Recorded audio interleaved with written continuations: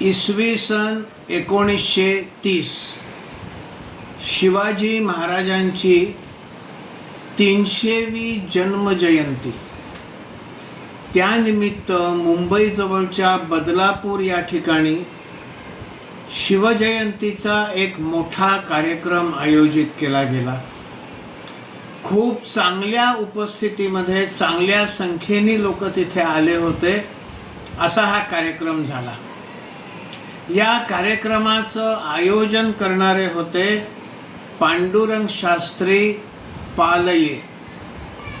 पांडुरंग शास्त्री पालये हे अत्यंत मोठे विद्वान प्रकांड पंडित होते. पालये शास्त्रींनी शिवजयंतीच्या या कार्यक्रमासाठी महामानव डॉक्टर बाबासाहेब आंबेडकर यांना अध्यक्ष म्हणून निमंत्रित केलं.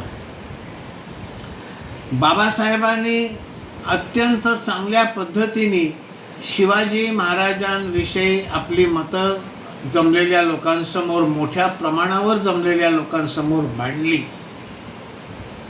त्या दिवशी डॉक्टर बाबासाहेब आंबेडकर यांचा मुक्काम पांडुरंग शास्त्री पालये यांच्या घरी होता.